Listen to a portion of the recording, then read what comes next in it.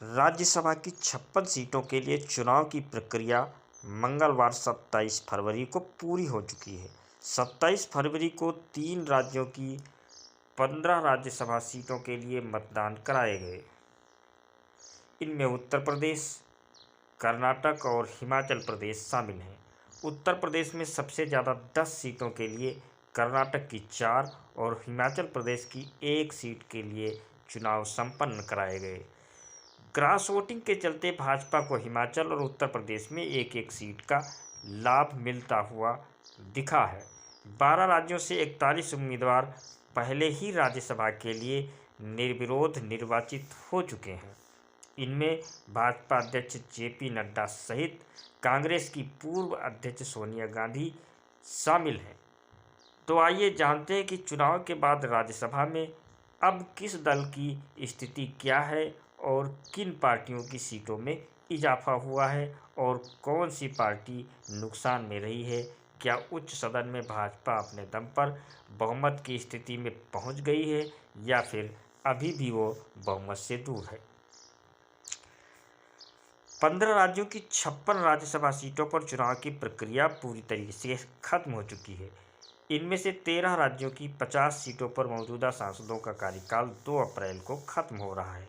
वहीं 2 राज्यों में जुड़े 5 सांसदों का कार्यकाल 3 अप्रैल को समाप्त हो रहा है, जबकि राजस्थान से राज्यसभा सांसद किरोड़ी लाल मीणा का कार्यकाल भी 3 अप्रैल को समाप्त होना था, लेकिन मीणा पहले ही त्यागपत्र दे चुके हैं। इन्हीं के लिए चुनाव कराए गए। 15 फरवरी को नामांकन प्रक्रिया समाप्त हो गई थी और 16 फरवरी को नामांकन पत्रों की जांच के उपरांत 3 राज्यों में मतदान हुआ।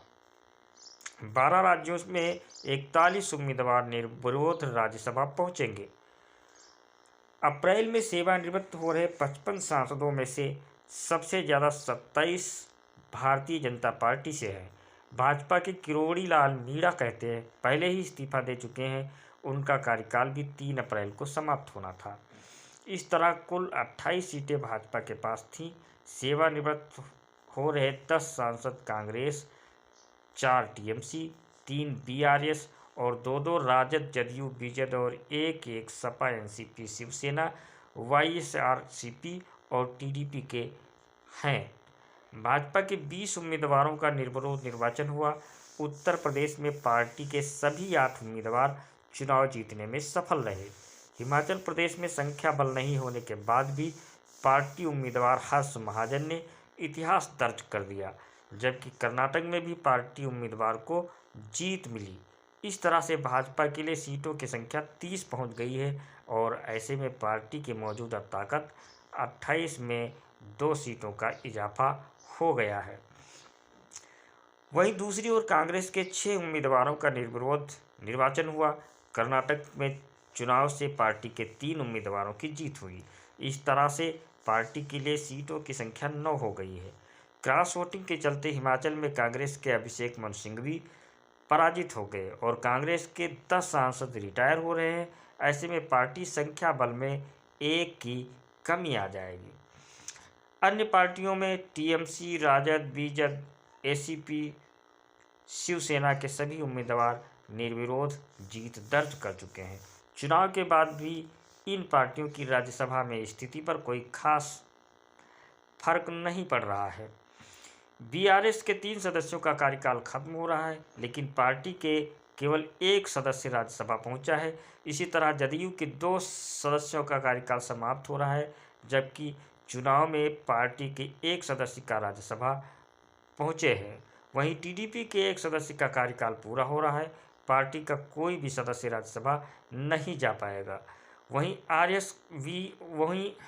वाईएसआर के 1 सदस्य का कार्यकाल पूरा हो रहा है, जबकि पार्टी के 3 सदस्यों का निर्विरोध निर्वाचन हुआ है। इसी तरह सपा के 1 सदस्य का कार्यकाल पूरा हो रहा है। चुनाव में पार्टी के 2 सदस्यों की जीत हुई है।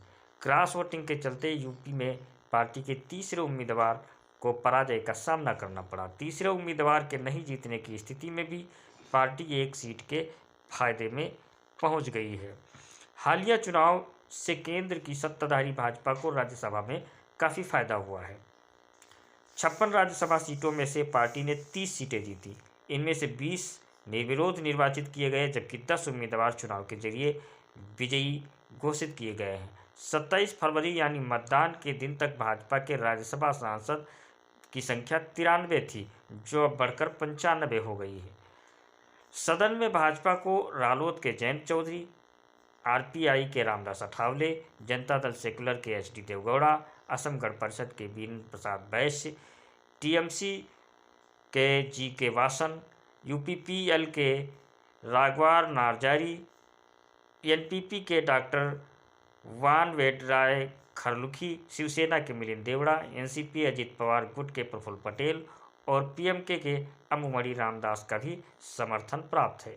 भाजपा की सहयोगी जदयू के अभी 5 राज्यसभा सदस्य हैं, इनकी संख्या घटकर 4 रह जाएगी। इस तरह सहयोगी दलों के कुल 14 सदस्यों का समर्थन भी भाजपा को प्राप्त है।